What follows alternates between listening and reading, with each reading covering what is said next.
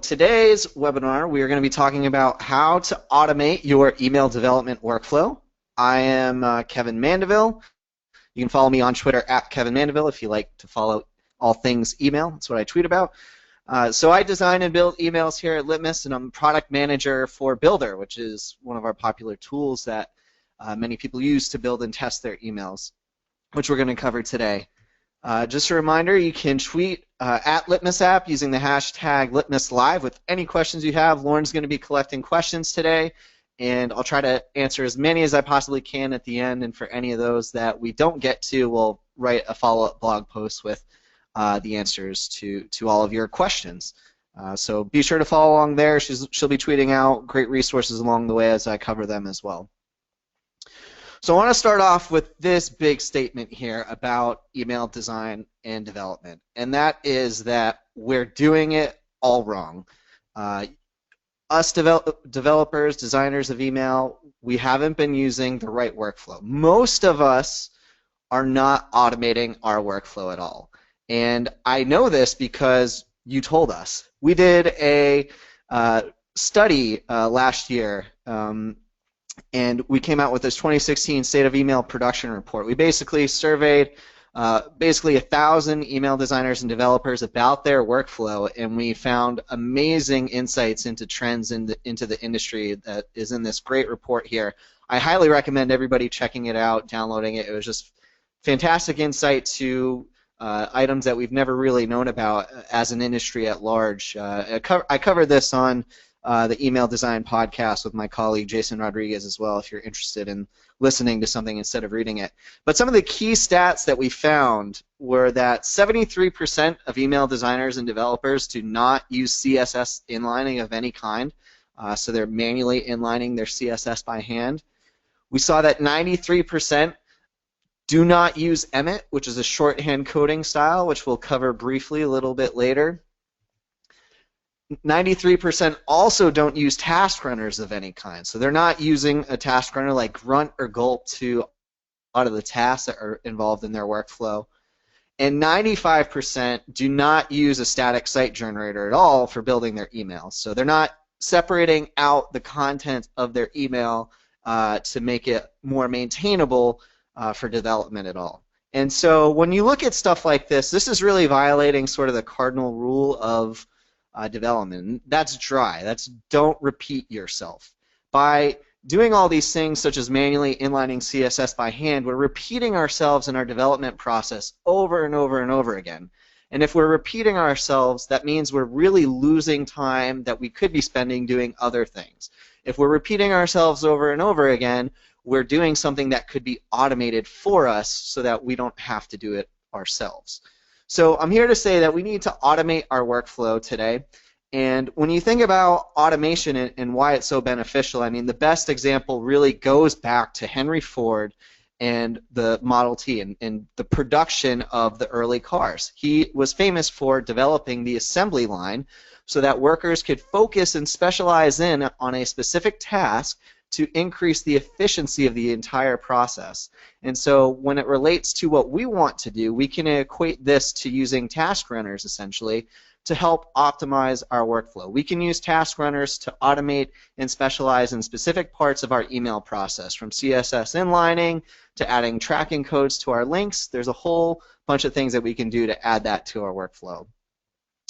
One of the big things, though, is you could do this manually, and you could have custom manual task runners set up, but if you aren't that technical, this can be quite complicated, and it can be quite daunting, quite honestly, to have to use Terminal and Git and all these types of tools and resources that you might not be familiar with as an email designer and developer. It's just a little bit more hassle than maybe you want. And that can be a downside because you have to manually set this up. You have to maintain it yourself in case anything ever goes wrong with the workflow. You need to basically do all the maintenance yourself. So there's some downsides to that. And what I want to go over today is show you what we've done with Litmus Builder, which we think is a really great solution to this problem if you feel like you're in that boat. And the task runners that we've built into Litmus Builder right out of the box with no setup or maintenance required. We have live reload, we rewrite image URLs, we have previews of email clients. You can send test emails. We have CSS inlining. You can automatically add tracking codes to your links with tracking managers. We have partials so that you can create separate dynamic reusable blocks of code, and there's real-time compilation. And we have all of that just built in out of the box for Litmus Builder that I'm going to cover in this webinar today. And I'm also going to go over some other power tips that aren't necessarily related to task runners, but they still are massive time savers when it comes to email development. And some of these things include code analysis, snippets, emmet, and multiple cursors. And those are just some of the techniques that I'm going to go over today to help you really supercharge your email development workflow. So with that being said, those was just a quick little introduction to get us right into it. I'm going to jump right into Litmus Builder and show you what you can do to automate your workflow and how we even use it here at Litmus. So here, if you log, this is what Litmus looks like if you log right into Litmus. We're going to jump over into the Builder section of Litmus, and once we get here, we're going to come over, click on Create a New Project, and we're going to create a brand new email project from scratch. And so I'm just going to call the title of this Builder Webinar, and I have some HTML already ready, an email ready, that I'm just going to copy and paste in here. Click Start Testing. This is going to open up into a brand new window with the HTML, and it's going to create a Builder document for us. So if I get started here, just to show you the basics of what Builder looks like for those who might not be as familiar with it. On the left-hand side here, we have a navigator, which is basically where you can see a list of all your emails and any images associated with emails.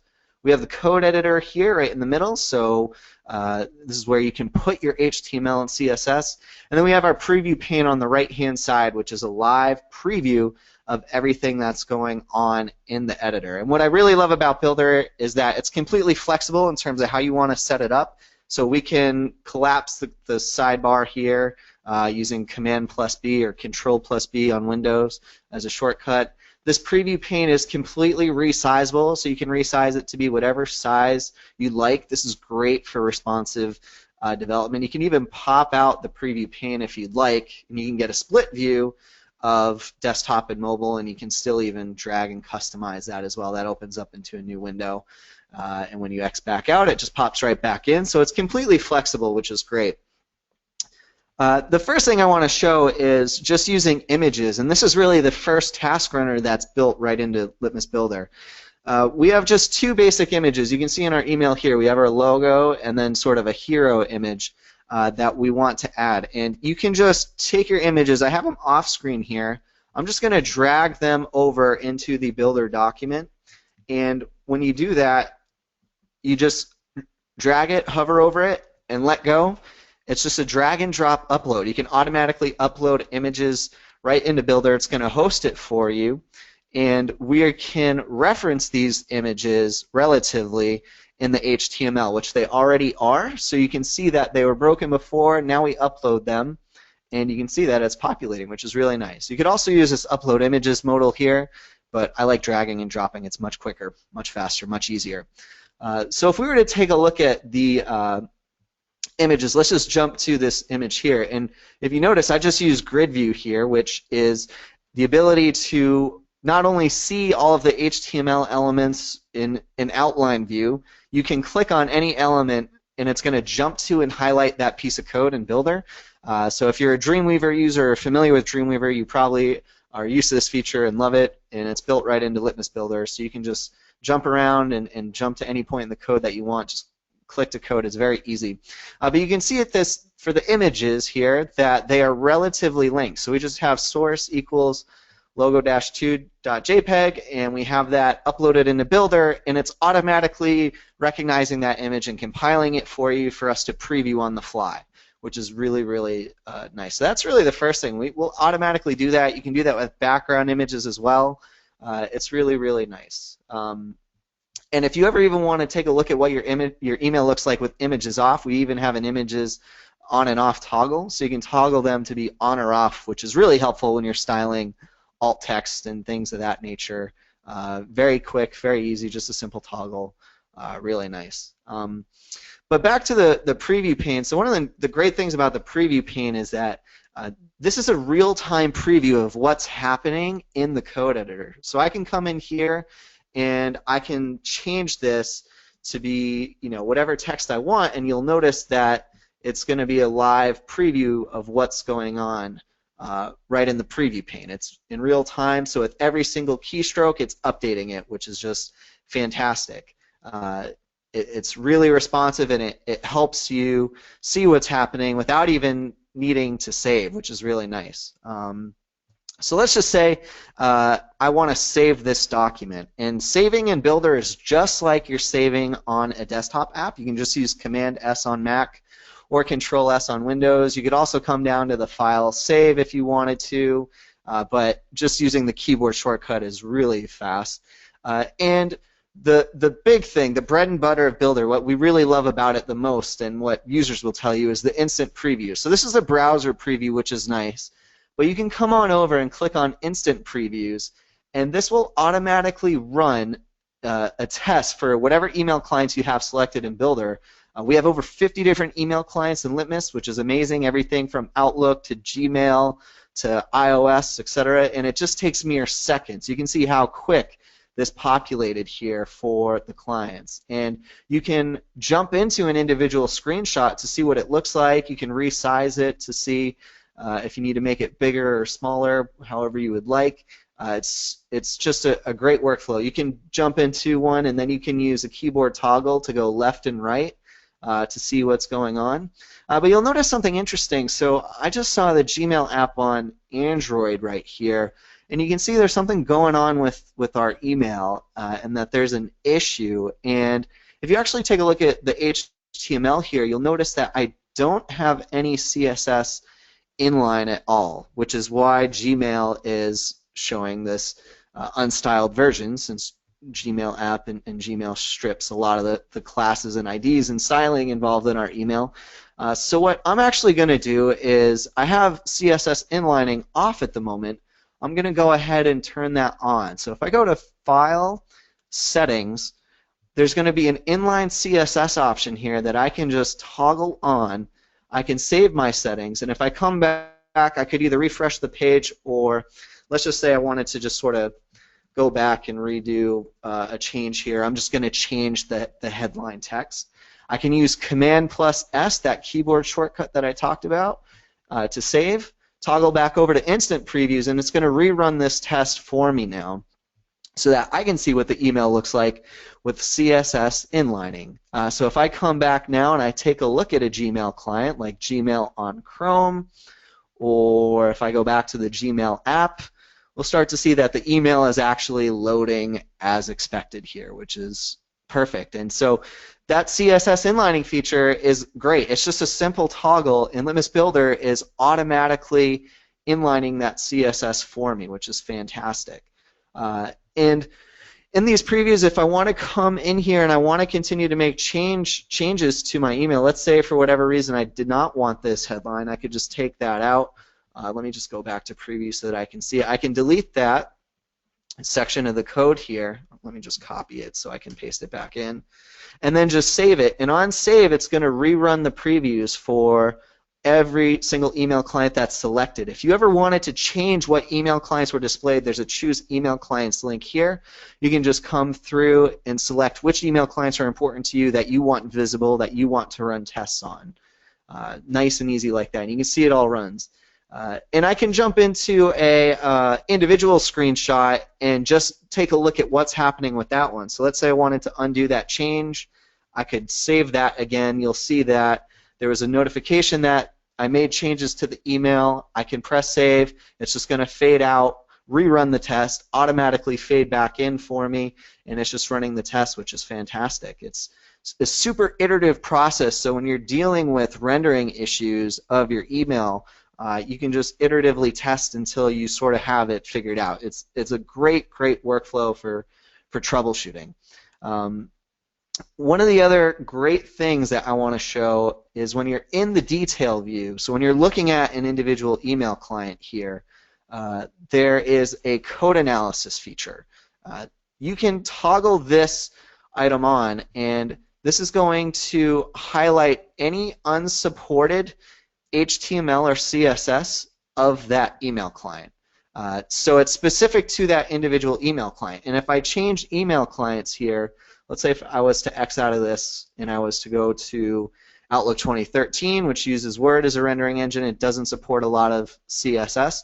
You'll see that it'll start to highlight all of these CSS properties, and since I'm using basic HTML here for this template, there's not much HTML to show, but you can see, oh, display block is not supported in Outlook 2013, so that CSS is not going to work in this individual email client. I can see that it doesn't support media query, so that CSS isn't going to work. It doesn't support border radius, so that's not going to work for this Outlook 2013 client. All of these CSS properties that aren't supported, it's not going to work there. So it really almost acts as an email validator for that individual email client. And so this is really helpful, again, when you're trying to troubleshoot issues to see like what's actually going on with your email, and you'll know before you even test if something is going to work the way you expect it to or not. So it's helpful to understand what the email client is doing as a part of its rendering. And actually, I want to show you a hack that I love. This isn't an official feature of Litmus, but it's just too good not to share. It's saved me so many times in dealing with rendering issues, and it's just too good not to share. So it's not an official feature. It may work, it may not work sometimes, and I'll see how it works right here. But if you take this image that's generated, this email preview, this screenshot, if you copy this image address and you open it up in a brand new tab, it's gonna, and you change the extension from a .png to a .html, you're going to get an HTML file, which is the processed HTML of that email client. So if you take a look and you go to view page source on this HTML file, you're going to see what the email is read by that email client. So let me zoom in here so you can see the code a little bit better. This is what this client is doing to my code. This is what it's rendering that client as. So between code analysis and using this, you can see what the end sort of processed rendered result of the client is. It's a super helpful way for identifying what email clients are actually doing to your code and how you might be able to troubleshoot around any issues you're seeing. Super, super helpful. Again, it's not an official feature. It's something that's behind the scenes. It might not work 100% of the time, but always just try rerunning tests if it's not working for you, or you might just have to try again later. We might be surfacing this feature in the future in a better way. But that's a great little hack for developers out there. I want to touch back on CSS inlining again for a moment to show you a special use case in something that I find to be really helpful. So we have all this CSS that's being inlined, and again, I did a whole webinar just on CSS inlining that you can probably just Google Litmus CSS inlining webinar. Lauren, if you could just post the link in the chat room, that'd be helpful too, where you can see the full deep dive that I did on it. But it's taking all of this CSS, it's moving it inline for us for clients like Gmail so that it renders properly. But I know there's a lot of trust issues around CSS inliners for developers, and sometimes you just don't want to do it because you don't trust the inliner. If you watch the webinar, read the resources, there's been glowing reviews about our inliner as being the best for email.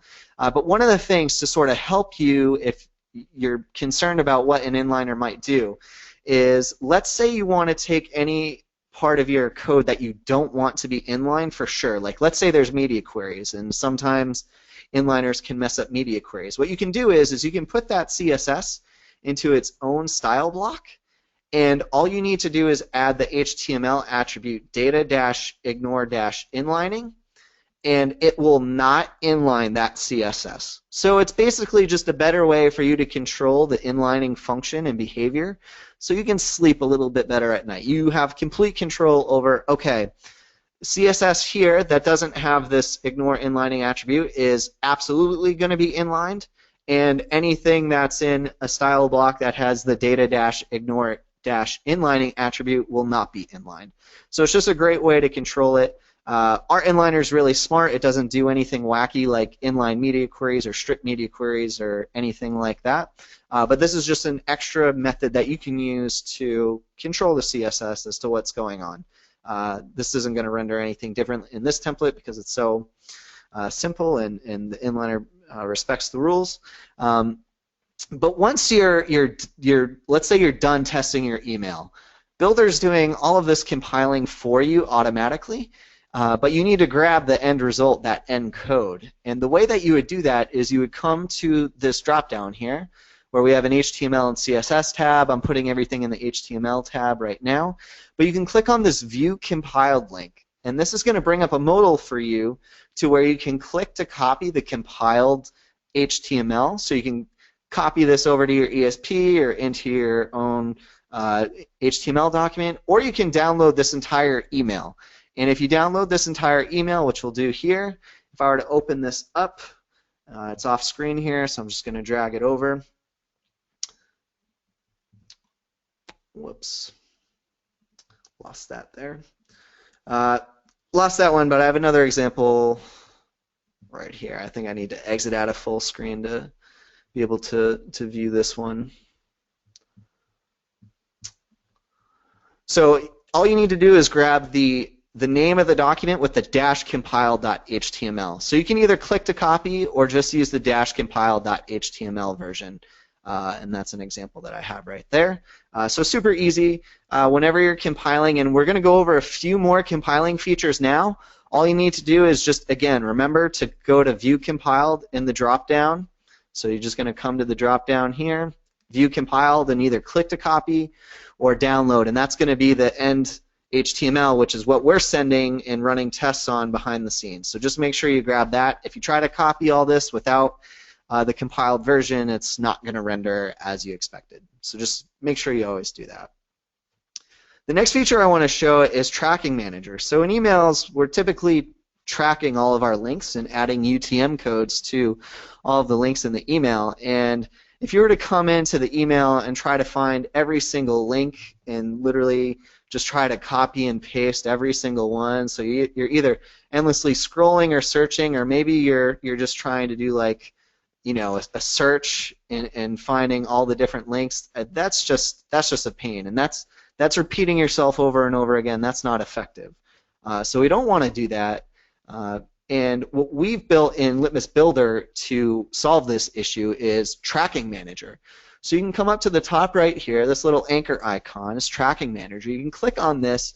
It's going to bring up a little modal for you. All you need to do is copy and paste the tracking code that you want to use right in here.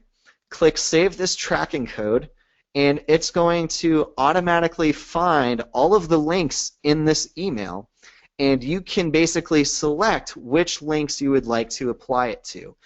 So let's say we want it only to be applied to litmus.com links in this email. We could uncheck the putsmail.com link section, and it's only going to be applied to this litmus.com link that's used.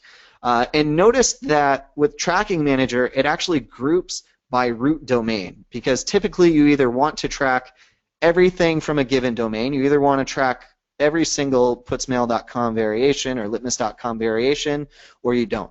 So we group everything by a root domain, we order them that way, and you can just check the parent group and category if you want. You can either check or uncheck all links, which works really well. And all that we need to do once we're done with the changes that we made is just hit Apply Code, and it's now going to automatically apply this tracking code to the end of all of our links. So for this example here with our header, our logo, this litmus.com link is going to automatically insert that tracking code at the end here. And if you notice, if I hover over the link in the preview pane, you can see in the bottom left-hand corner, you can see, just watch the URL preview pop up. You can see that the Tracking Manager is already working and it's compiling in real time on the fly in the preview pane. You can see that that tracking code is working and it's being applied properly. If I come on down to this putsmail one, you can see it's being applied properly there as well. This button there as well. Everything's working as expected. And again, once you're ready and you're done, all you need to do is just come to the View Compiled modal, click to copy, grab it, and you have your final compiled HTML, which I'll show you what it looks like at the end once we're done with all of these compiling features. The next one, which is one of my favorite features that we've launched recently, is partials. So partials is the ability to dynamically reuse blocks of code. So I'm just going to jump back into the keynote here for a minute to show you this concept, just to give a visual to make it a little bit better to understand. So let's say we have this example of an email here where we're looking at an example of a header. So this header, this black bar area with the Litmus logo, this is what we want to be our header partial. And you can see here's a bunch of emails with our header. And if we make this a partial, what we can do is we can reuse this across as many emails as we'd like, and then whenever we want to update this partial, it's going to update and reflect that change across every single email that it's used. So this is a great way to manage all of your emails for commonly used components. So things like headers, footers, reset CSS, or maybe framework type CSS, commonly used call to actions, anything that you reuse over and over again. And it's perfect, especially for transactional emails. Whenever you need to make a change, you just have to do it once. You don't have to go back and update every single email where it lives if you want to do like a design update, or let's say a rendering issue popped up in a new email client, or there's a newer issue in one of the existing ones that you need to update some of the code for. You can just update it in the partial and it gets applied everywhere else. So I want to show you how we can take the existing email that we have in Builder and just sort of separate those out to partialize them. So if I come back here into our Builder document, let's say I want to take a look at this header here. I want to take this whole section, this whole table row, which is our header, and this is going to be something that we want to reuse across multiple emails. I'm just going to copy this piece of code here. I'll delete it. So it's going to go away at the moment, but what I'm going to do is I'm going to make this a partial. So if I go to the template section in Builder, so just go to the first icon on the left-hand side here in the top right, and then we have templates, which is another great feature, a great starting point for creating documents. We're not going to cover this today, but there's a templates filter and a partials filter. So if I click on the partials filter, you can see existing partials that I have. But I'm creating a new one here, so we can come to the top right. I'm going to click on New Partial, and this is going to open up its own separate Builder project where all of the partials that I create live. And what's great about this is that this is shared across your entire team in your account. So if you have a bunch of teammates in your Litmus account, you all share these partials. Whenever there's an update made, you all get the latest up-to-date version. You all share these assets, which is awesome. But I'm just going to paste that HTML now into this partial, and I'm just going to give it a name of, let's see, I'm just going to call this a newsletter header.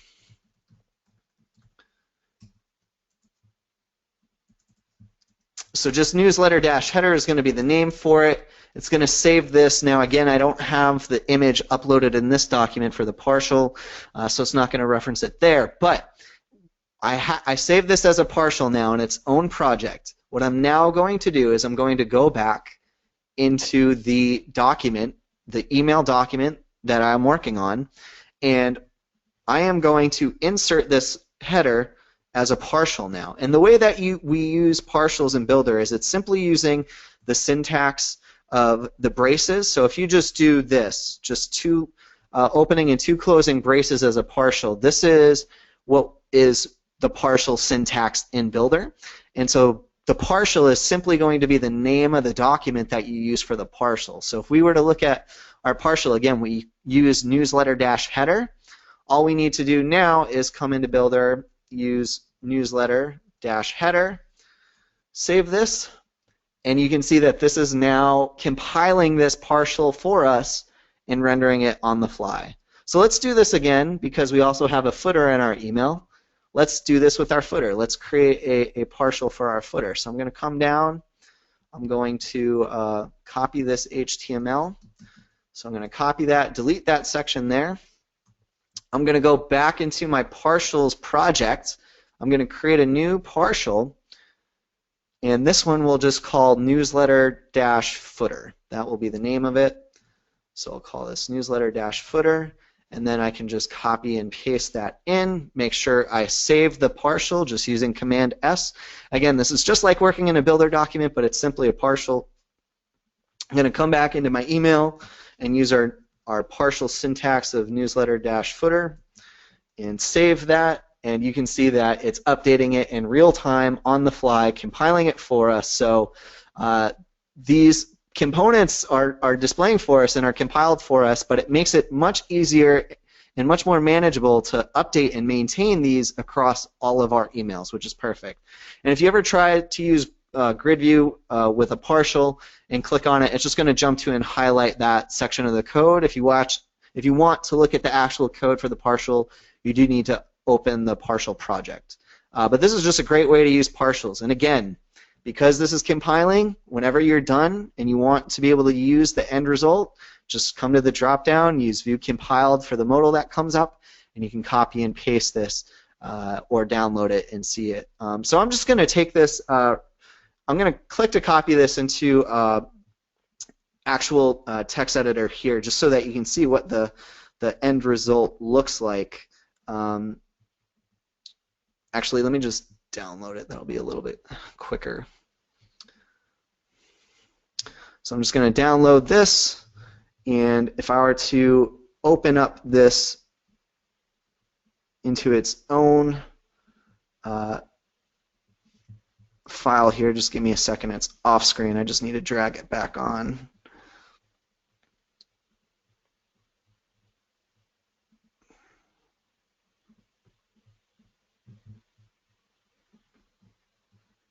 I need to exit out of full screen here. Sorry about that.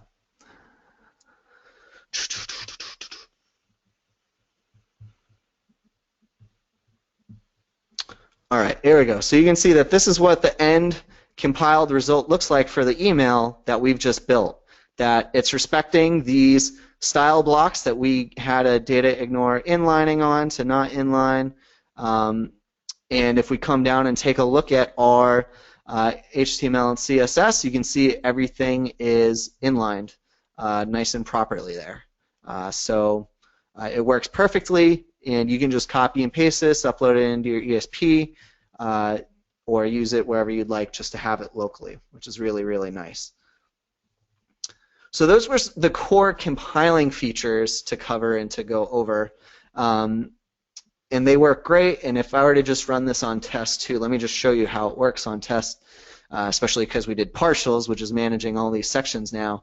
You can see it's rendering and compiling the fine, and it's behaving just as we would expect, which is perfect. So you can see that across all the clients. I definitely recommend you start to leverage partials. It makes things that much easier to maintain. So those were some of the task runner features that we have, and I want to go over some of the more just, I guess, helpful power user tips for your workflow. The first of which is snippets. So snippets are a great feature that we have. You can come to the top right here with the snippets section, and on the left-hand side you'll see all the different snippets that we have existing in our account right here. But snippets are a way for you to create any commonly pieces of code that you want to spit out that you use that aren't used across multiple emails. They're only used in a given email that you need to customize. Snippets are a fantastic method of doing that. And so the way that we do it is we have what's called a snippet trigger. And this trigger is going to output whatever code exists there. So let's use this snippet here. This uses an Outlook conditional comment that I use all the time. It's an if MSO snippet, and this simply outputs this piece of code. So if I were to go back into the editor here, here we can see this is what we basically want to replicate here. I could simply open up using this snippet, using the trigger that we created, using if MSO, and then if I just use tab at the end of that statement, it's going to output that piece of code that we defined. So you can see that I can now just be on my merry way of inputting whatever content I want in that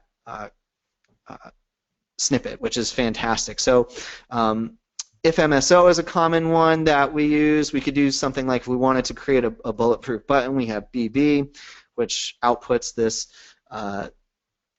snippet text for a button. And I want to show you something about snippets that we have. If you take a look at here, these single closing and opening braces inside these values, these are what we refer to as jump points.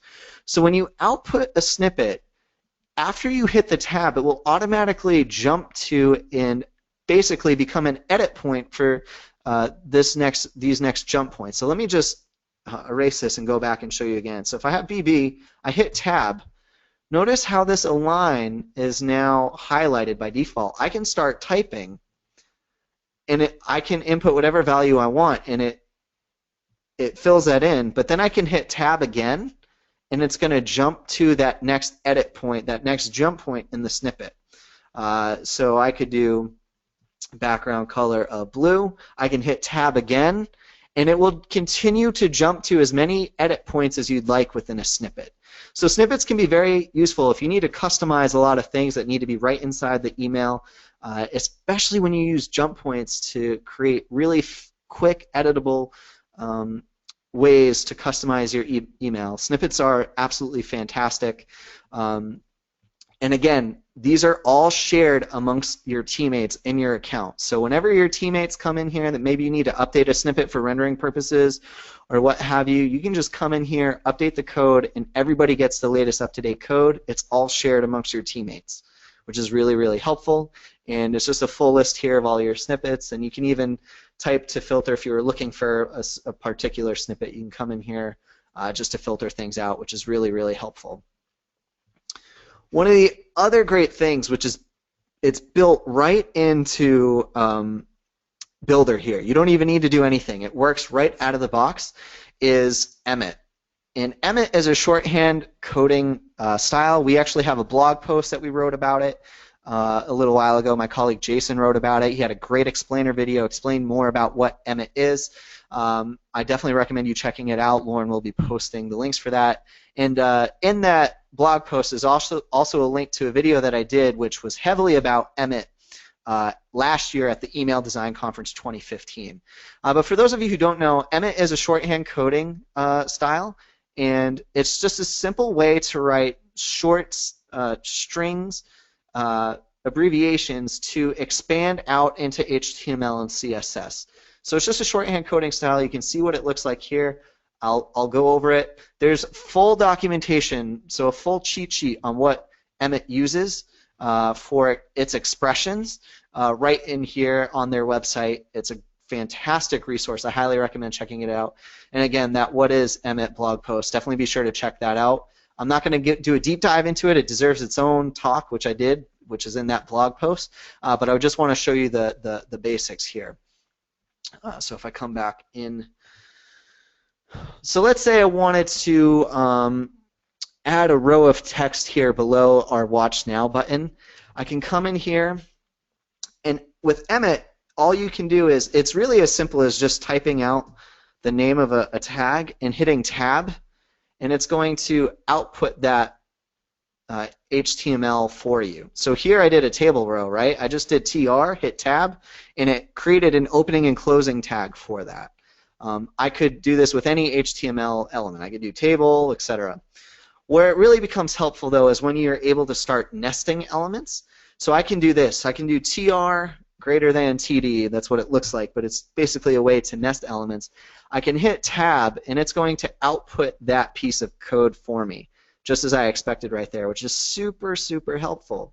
And so, I mean, you can do some really crazy things. Again, I'm not going to go over everything, but you can do, let's say I wanted to have, I'm going to wrap a whole expression. I'm going to do a whole table in here, and I want to do 5 of these tables, and I want these table cells to have an align of center HTML attribute, and I want this class, this table to have a class of, you know, TBL, whatever, and I want to have 5 of these. I can just run this whole expression here, and at the very end, just hit tab, and it's going to output all of that HTML for me, which is just amazing.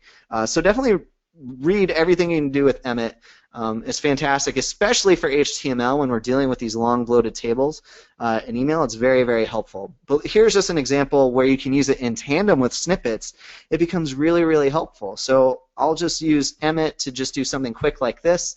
And then in here, I'm going to do a snippet that we have to create a new table. Want this to be 100%. And we're just going on down here. It's content. I'm just going to fill this with a bacon snippet text that I have. And you can see it update here. And everything's always better with bacon, especially email. And you can just see, even if you're not doing other things like CSS inlining, just using tools like snippets and Emmet to speed up your workflow is very, very helpful.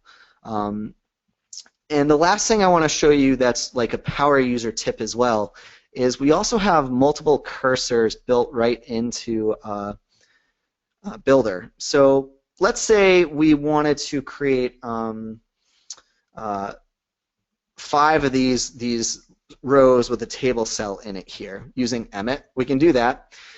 With multiple cursors, it's a way to do just that. You can create multiple cursors that exist in the document. So what you can do is you can hold down the command button on Mac or control on Windows, wherever you want, and then click again for every single edit point, essentially, that you want there to be in the document, and this creates multiple cursors. So now whatever I do with my cursor on the keyboard, it's going to duplicate that where every single cursor I put. So let's say we wanted to have some inline styling for these table cells. We can do style equals text align center, let's say. And it's basically going to duplicate all of that content that I'm using because I have those with cursors. So again, anytime you want to use multiple cursors, just hold down Command on Mac or Control on Windows, click in where you want the content to be, and then just type away. And so if you're doing a lot of inline CSS by hand, at least be using multiple cursors to not, to repeat yourself as little as possible in that scenario. So multiple cursors, a fantastic, fantastic feature. So between all three of those, really, really helpful. Oh, one resource I forgot to mention, we have a snippet section in the Litmus community. So people post their popular snippets, basically sharing our knowledge around sort of best rendering fixes and whatnot, and what are great snippets to have. So you can you can contribute too here in the Litmus community. Everybody can do it, and you can even do it directly from the snippets section, which is really helpful. So you might find some clever hacks in here, things that you might like that might be helpful for you in your emails. Definitely check out the Litmus community snippet section. All right, so if I come back into our presentation here, well, I know the Apple keynote's going on right now, but they're not the only people who has one more thing to show you today. I'm really excited to demo and preview this, guys, for you today. This is a brand new feature that isn't even live yet. It's not even in beta. This is the first time I'm showing this feature to people outside of Litmus, and I'm really excited to show it to you because it falls under this theme of automating your workflow and task runners, and I wanted to demo to show you what's coming soon in Builder. So I'm just going to open up here a brand new document that we have in a super secret staging area in Litmus. So what we're really excited to show you that we have coming very, very soon is ESP syncing. So this is the ability to export and sync your Builder document that you're working on over to your ESP. Here's how you do that. We're going to have an ESP syncing icon here at the top right there. You can sync to your ESP. All you need to do is click Add New ESP. If you're a first-time user, this is what it's going to look like. We're going to be launching with MailChimp and Campaign Monitor. There will be other ESPs added soon, but these are the two that we are going to launch with. You just select what ESP you want to work with, and then it's just going to bring up an OAuth for you to log into your ESP account. Since I already logged in for security purposes, I don't want you all trying to figure out what our username and password is and all this. But when you have your ESP synced, it's going to show up as an option as an available ESP to sync to, and all you need to do is come into the account, the ESP of your choice, click on sync to this ESP. All it's going to do is just take a few seconds just to sync on over to the ESP, and it's going to generate a link directly to the email campaign that it creates in the ESP. So here we have MailChimp. You can see that it's synced. I get a nice success message with this URL. All I need to do is click open this URL, and you can see that I'm right in my MailChimp account, and it has synced over the email. And it's copied over, by the way, it's copied and hosted all of these images over directly into your ESP. So these images were in Builder. You can see right here, they were in Builder, and now they're actually uploaded into MailChimp, which is very, very, very exciting. And what's great, like I said, this isn't just an export. This is a true sync. So if I were to come back over here and let's say I wanted to make a change, so we're just going to come in here and just make a simple headline change. So let's say we wanted to make a simple change of I am a headline. All I need to do is then just save this document. So just using Command S again, like you were on a desktop on a Mac, or Control S on Windows to save it. And if I come back over to my ESP now and I refresh, it's just going to take a minute to update the changes, but you'll see that if I just refresh, it has that update made. So when you sync over to your ESP now, it is now talking to your ESP, and you have all of your changes working live between Builder and your ESP. So when you're working in Builder, you're working in your ESP, which is really, really nice. We don't have any functionality, at least when we're launching, to go from your ESP to Builder in terms of importing or anything like that. But if you create in Builder, you can seamlessly export over, and this will be coming very, very soon. I'm very excited to put this into beta very, very soon. If you would like access to this feature, to be one of the first people to demo and try this out, please email me directly, kevin@litmus.com, to join the Builder beta program. It's coming very soon, so please email me with your Litmus email address that you use, what account you use, and I'll be sure to set you up to get you access.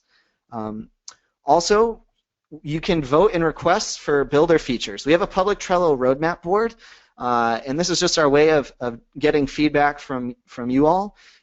If you would like a feature that's not on the board, you can feel free to email me directly with it, and I'd be happy to add it to you, or add it to the Trello board for you to vote on. So please engage with us there. This is how we get to know what you're really interested in for what we work on Builder next.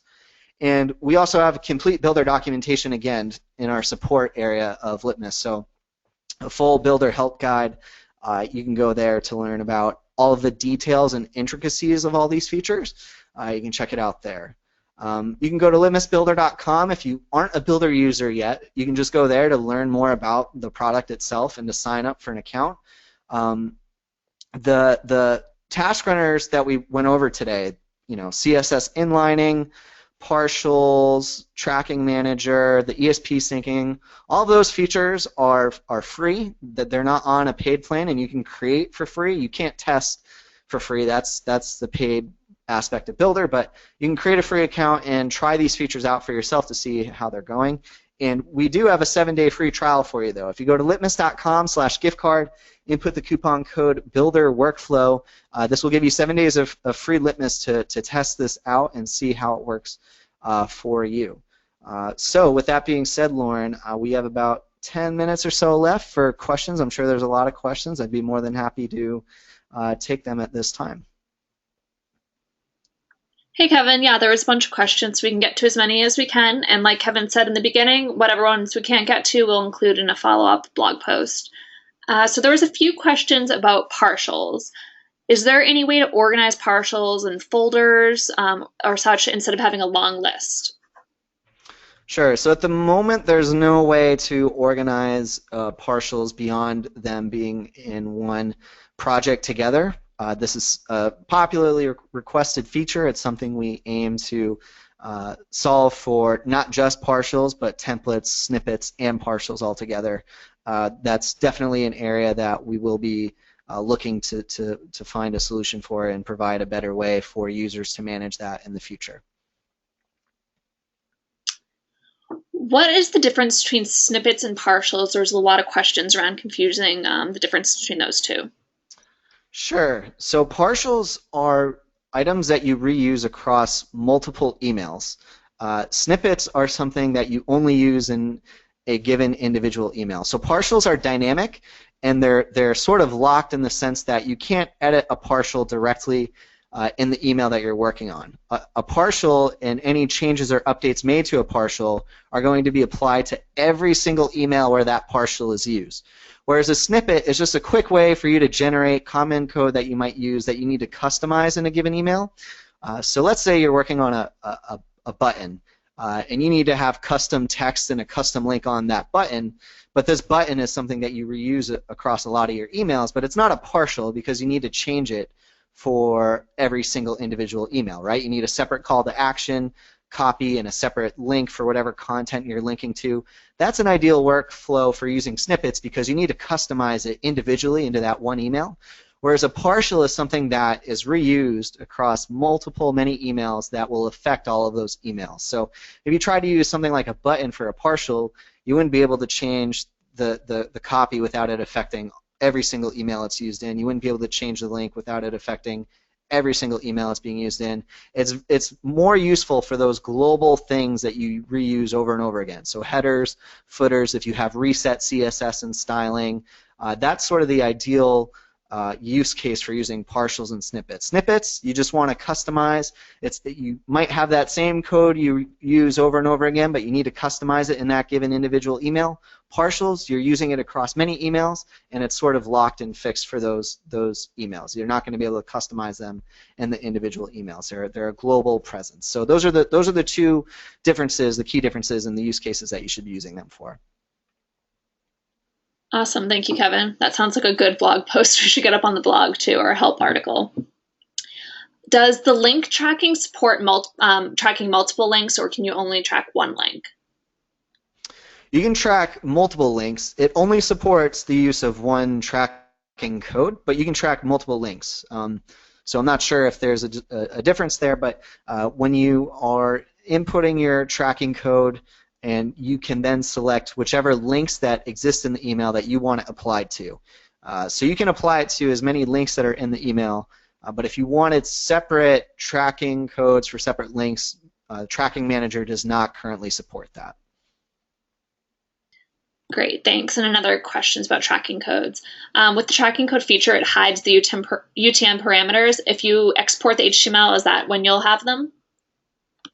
Yep, yes. It doesn't apply the tracking in the document. It's only when you compile that you will find the tracking codes being applied. So whenever you're done with your email and you're ready to grab the finished compiled version, just go to the View Compiled drop-down menu, click on the View Compiled. It's going to bring up that modal to where you can either click to copy the final compiled HTML, or you can download the entire email, which has a -compiled.html file that you can use locally and reference that. So yes, you just want to make sure whenever you're using any of these task runners, any of these compiling features, you need to make sure you grab the end compiled version.